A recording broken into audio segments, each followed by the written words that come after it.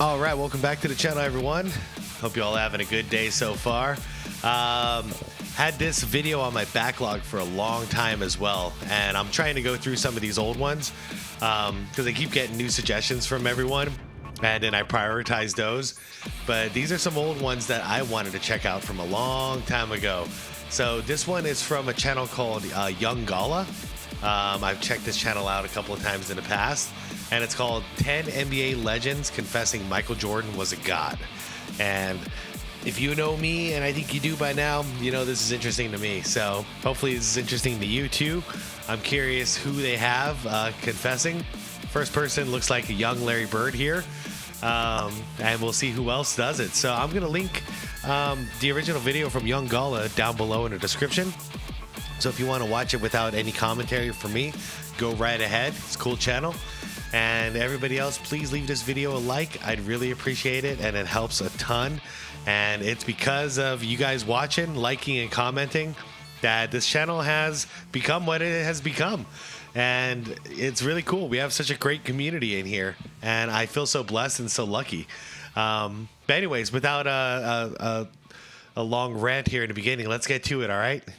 Point blank, I never seen nobody play like he plays, and I mean, you can include all of them. That wasn't Michael Jordan out there. It was God disguised as Michael Jordan. It's just God disguised as Michael Jordan. This phrase, which captures the essence of Michael Jordan's career, has always resonated with me when discussing the legend around him. Granted that no one is a god, you have to acknowledge how much Jordan altered the landscape of basketball. He was performing something on the basketball court that had never been seen before. The admiration and love Bird and many others felt for Michael Jordan's basketball skills was mirrored in the statement, which became renowned. It's evidence of Jordan's influence on the game and his ability for nearly superhuman performances. And that got me thinking about which other NBA legends referred to Michael Jordan as a basketball god, or which stories depicted him as a supernatural figure. So I will present 10 NBA legends who have told unreal stories and portrayed Michael Jordan. Crazy thing is that Larry Bird said that in Michael Jordan's second season. And he just came back from what was supposed to be season-ending surgery, but he still came back, lit him up for 63, and yeah, he made that statement. So it was like Jordan just barely one full season in, and Larry freaking Bird, Larry Legend himself, was saying that was God wearing basketball shoes or basketball shorts. I can't remember what the line exactly was. As a god. We will start with Shaquille O'Neal, one of the greatest basketball players of all time, who has expressed genuine appreciation and regard for Michael Jordan on numerous occasions. Shaq acknowledges Jordan's impact on the game and recognizes him as a basketball icon. He often highlights Jordan's influence on his own career and the league as a whole. His respect for Jordan goes beyond their on-court rivalry, and when he was in an interview with Patrick Bet-David, he showed his ultimate appreciation by saying this about Michael Jordan. Was there anybody that you kind of avoided talking smack to because if you did, your spirit got bigger and they wanted to beat you, or? Michael Jordan. You don't want to mess with God. You got to stay away from Mike. Leave that man alone. LeBron James holds Michael. Yeah, he also said more recently that that's the only man he ever feared on a basketball court. Like fear. Not like he was pumped up to play MJ like he was with like David Robinson or Patrick Ewing or anything like that. Like this was fear. Jordan in high regard as a basketball idol, and he has often stated that he grew up watching Jordan and imitating his play style. He respects Jordan's contribution to the game as both a player and a cultural figure. Despite the inevitable comparisons, LeBron has never stopped expressing his respect for Jordan and the lasting impact he left on the game. You will see how he... I'm just gonna let this go because he says it in his ways that he respects Jordan, but then his whole media company Clutch is out campaigning to prove that Jordan sucked and that LeBron's better. So it's more like a politician saying one thing but then really intending on doing another thing or feeling a different way about something. You know, somebody being about like go green for the earth, but then they're riding on their own private yachts, and they're riding all over the place on like their private jets, and it's like, dude, that's not green. You're burning a shit ton of fuel just to transport yourself Wow. So it's like go green unless you're rich like me, then you can do whatever the fuck you want kind of thing. That's how I kind of feel about Jordan or LeBron. Sorry. It's like, yeah, I respect, Jordan's the greatest. I respect him a lot. But then behind the scenes, I'm running a campaign that's an anti-Jordan kind of campaign. Two-face. Two-face is the word. Maintains the same love from 24 years old to 33. Michael Jordan was kind of like that God. He was that angel sent from heaven that I kind of used him to help me get through some of the darkest days that I had. Even at, people say, well, you're only 9 years old, but there's a lot of dark days, when you grow up the way I grew up. And I wish you remembered it. I wish you still remembered it, man. It's sad that you forgot about this, who you were. And you're part of a single parent household. So, every other day, if I got an opportunity on WGN to watch Mike, it gave me another boost of life. Shout out to WGN, man. I'm so lucky to get to watch all these basketball games, all these Bulls games growing up. It made me feel that I can make it out of this situation. But when I met Michael Jordan for the first time, I literally couldn't believe it was him. Now he's going to steal some lines from Allen Iverson here, because Allen Iverson is the one who said this first, but now LeBron's going to make it his own. I couldn't believe it. Like, people, I felt the dude looked like Jesus Christ to me. He looked like he was Black Jesus to me. Nobody could tell me anything different. I think it was my junior year in high school. I go up to Chicago and I go to a gym called Hoops where he plays basketball in the summertime. And before they play, they say Mike always, used to lift before they played. And I didn't know he was going to be there. We walk up there, the first person I see is Charles Oakley. Oak being from Cleveland, dapped him up. I had seen Oak around the city a few times, And Oak moved, and when he moves, Mike is sitting on the bench press. But I seen him walking towards me, and it was kind of like he was walking on air. I had to pinch myself. Is that Michael? I didn't think he was real, man. You don't understand. I didn't think Michael Jordan was real. I only thought he lived in the TV, either in games or commercials or Come Fly With Me on cassette tapes. Oh, man. Quick thing, the Come Fly With Me thing. Hopefully you guys got a chance to watch my reaction to Come Fly With Me. I didn't think it was going to last 3 days. It lasted 3 days, and then it got blocked in all territories. But I think I'm still going to try the other videos, the VHSs from back in the day, in the 90s. I'm going to try it because it's so worth it. If I can even get it out there for a couple of days so everyone can watch it, then it's cool. It's cool because we all get to enjoy it, and there's like the best comments in the world in the comment section for that video.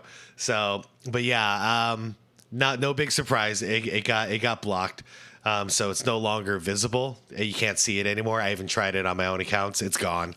But yeah, hopefully you guys got to watch that. Wow. Yeah. I didn't think he was real. And when I saw him, I was like, if the man above would have took me that day, I'd have lived a hell of a life. I swear to God. Have to see him like Next, we got Tracy McGrady, a basketball legend in his own right, holds a deep respect for Michael Jordan. Yep. McGrady has spoken highly of Jordan's influence on his career and the game of basketball as a whole. Here's this interesting clip of McGrady talking about how meeting Michael Jordan when he was only 17 years old had a huge effect on him. The story goes on to show the lasting mark Jordan made, making it a memorable moment in McGrady's basketball career. How was it like playing against MJ your rookie year? Shaking in my boots. First time. shaking in the first time I had the guard. I'm like, yo, man, first of all, let me go back. It's fear again, man. That's the thing that everybody says about MJ, and people don't understand that these days. You were scared. The guy was going to destroy you on the court. 97, MJ them in the playoffs. I think they played against the Hawks, right? I'm at the game, playoff game. Bruh, I got an opportunity to go in the back by the locker room after the game. So I'm standing back there. I'm 17 years old, kid. I've never been around NBA players like this, or even, I've never been around somebody like MJ. So I'm standing back there, kid, and Pitt Black comes Jesus. out. Pip comes out. All these players start coming out. Mike comes around that corner. Bruh, I ain't gonna lie to you. The man had a glow, bro. Yeah. I swear, Mike, dog, that shit is real. I believe it. That shit is real. It's like Show Enough, or oh man, I keep forgetting the name of that movie. You guys corrected me in there. Was it the last? Oh man, it's with Soul Glow. The oh dude. Show Enough. If you guys know it, man, put it in the comments again. I keep forgetting this damn movie, and I grew up with it. Something about a dragon, you know, because it was like a Bruce Leroy. It was freaking the Bruce Leroy movie. All right, I'm moving on. But that's what I think, like that glow when he finally gets into that like dragon zone at the end of the movie to defeat Show Enough. Man, if you guys don't know what I'm talking about, you guys must think I'm crazy. But let's put it in the comments so more people know what the hell I'm talking about. That's a classic movie.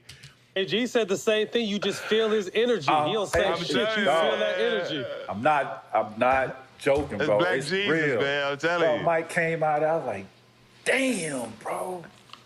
I ain't know what to say, man. I was like, that's MJ, dog. That's MJ. In an interesting conversation, basketball legends Gary Payton and Kevin Garnett were in the same room and talked about what makes Michael Jordan different from Kobe Bryant and LeBron James. As they talked about Jordan, both Payton and Garnett, who are regarded as legends who made opponents afraid during their long careers, changed the mood. The very mention of Jordan creates a unique atmosphere that emphasizes the unmatched influence and aura that surrounds this legend. I took Jordan. You took Jordan? I'm never going against Jordan, dog. I've never seen. I thought Michael Jordan was Jesus Christ, like playing to be Michael Jordan. I swear to God, dog. We called him Black Jesus for a reason. I played against him a long time, and he just did it. You know, he had all that. He just had the mentality to win. And if it gets close, he gonna take the shot. The basketball world is well aware of Allen Iverson's deep respect for Michael Jordan. But for those who haven't seen it yet, this video does a magnificent job of capturing the incredible effect Jordan had on Iverson when they first met in person. It captures the incredible experience of Iverson meeting Jordan face to face. Yeah, I love this. It provides a personal look at the deep respect and admiration that the legendary player inspired in one of the greatest players of all time. Check it out. I walked out on the court and I looked at him, and for the first time in my life, a human being didn't look real to me. You know what I mean? Like, I don't know if y'all watch the Chappelle show, but he talked about a certain incident where he seen somebody seen Rick James. Yeah. And like, I literally seen his aura. Like it looked like he was glowing. And I'm sitting there and I'm saying to myself, like, man, that's Mike. Reggie Miller, who's a known trash talker in the NBA, had a welcome to the league moment with Michael Jordan in his rookie year. Oh yeah, this was a humbling humbling experience with Reggie Miller, and it made sure that he will never talk trash to Michael Jordan. Rookie year, we were playing the Chicago Bulls, and this is Michael Jordan's third or fourth year in. Okay. And we were playing the next exhibition game in some obscure place. And most veterans do not like to play in exhibition games. They want to get to the real thing.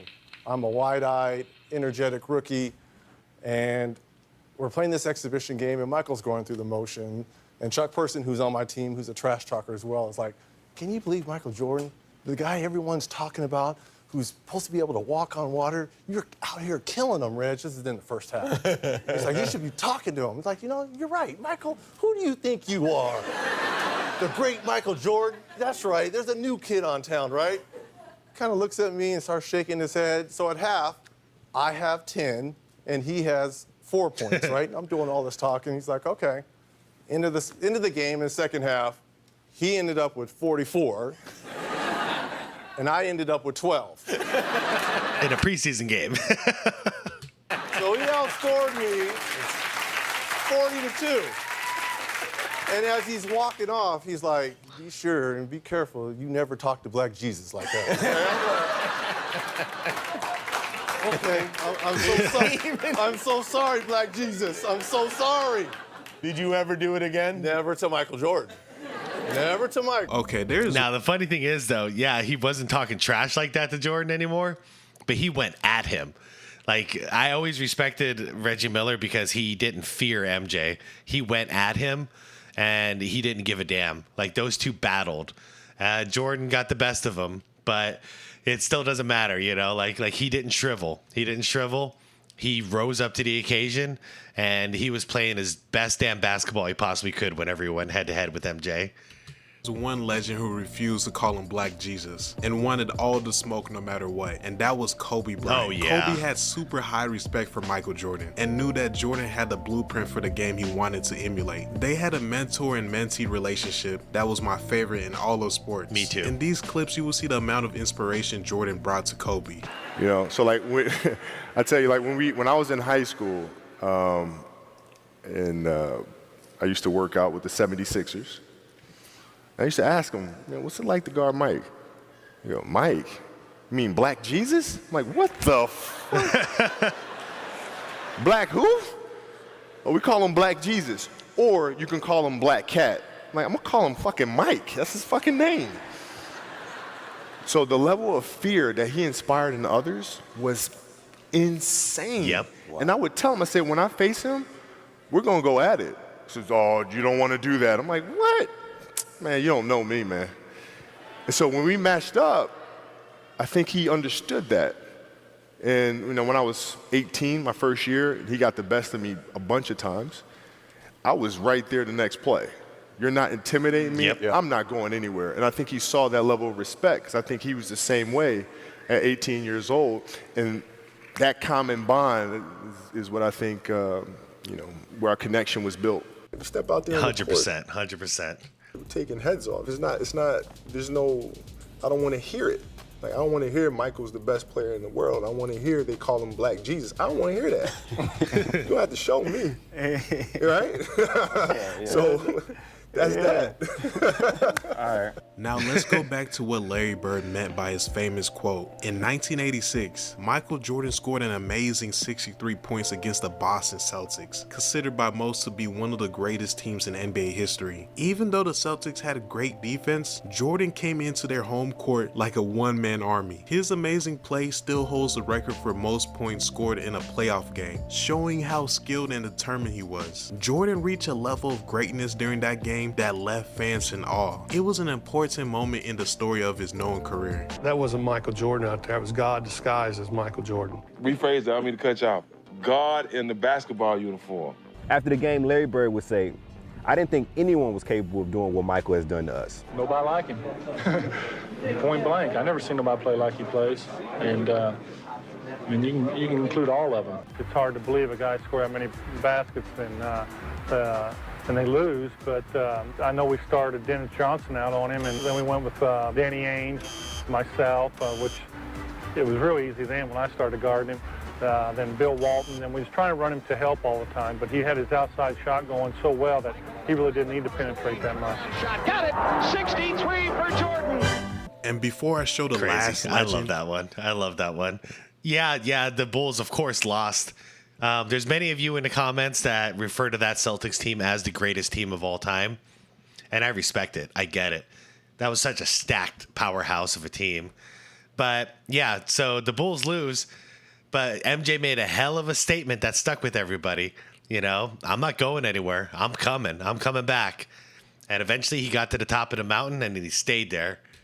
Here's Zion Williamson, who shared his story about the first time he met Michael Jordan. You get to see a player who never played against Jordan and never got the chance to watch him play live in his prime years. Talk about a presence he never felt before. And then after that, I have a very interesting clip of Michael Jordan's former coach, Doug Collins, sharing how the fans were when Michael Jordan was just in their vicinity. When I met him for the very first time, it was at All-Star Weekend, my rookie year.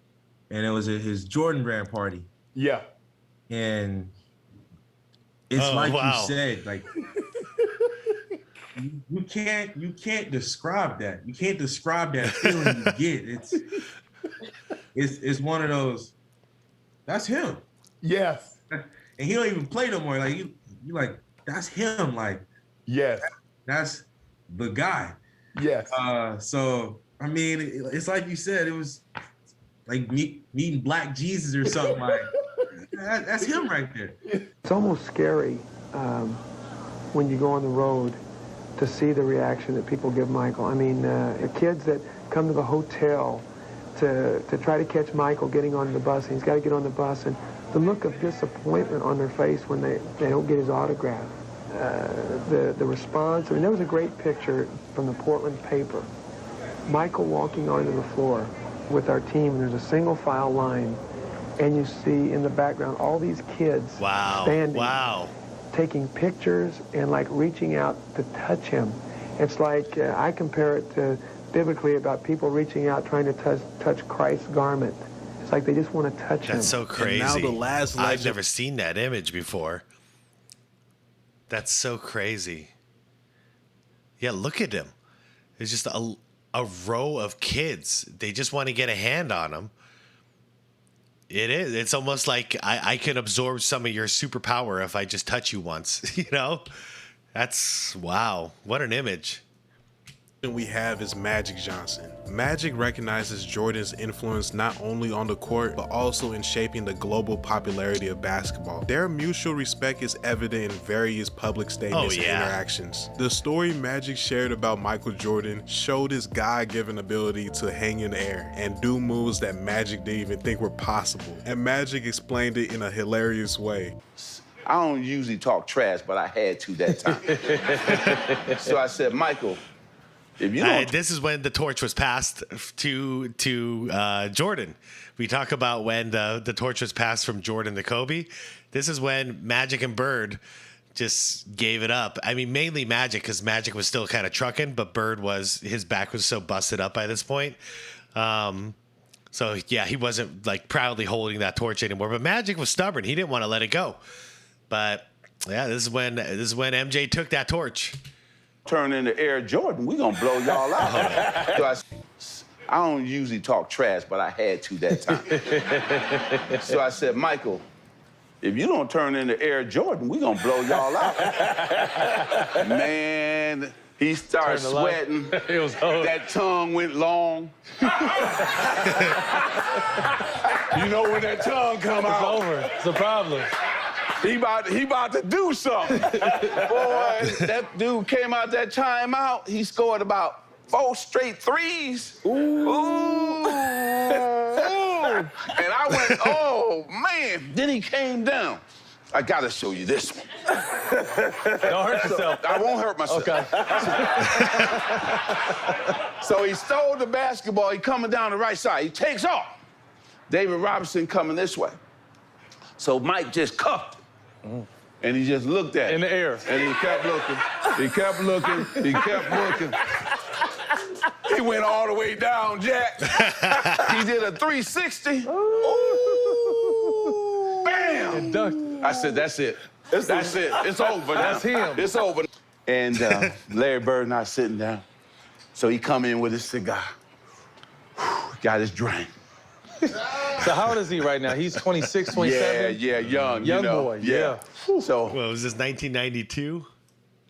Yeah. I just want y'all to know. There's a new sheriff in town.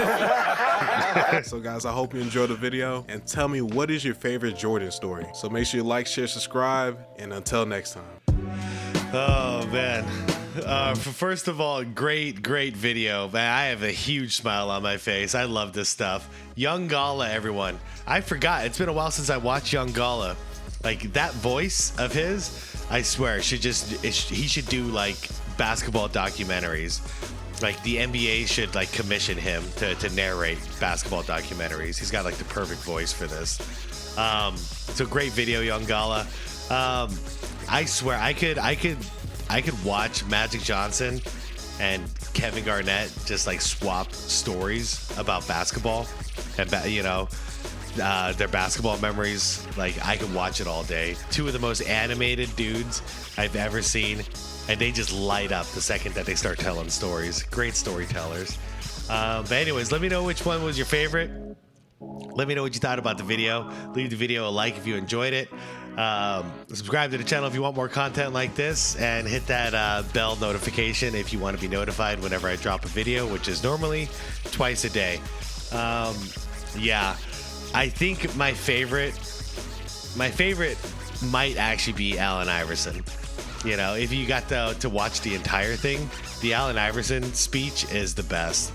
In fact, let me know if you guys want me to someday react to the Allen Iverson Hall of Fame speech. I think it was really classic. Maybe throw in a little bit of Yao Ming's in there too, because the two, you know, they kind of coincided with each other. But yeah. All right, guys, I'm gonna get out for now. I'll see you guys later tonight for the After Dark, and I appreciate you all. Have a wonderful day. Go get some shit done. Be productive. Be safe, but have some fun. All right. Okay. Peace out.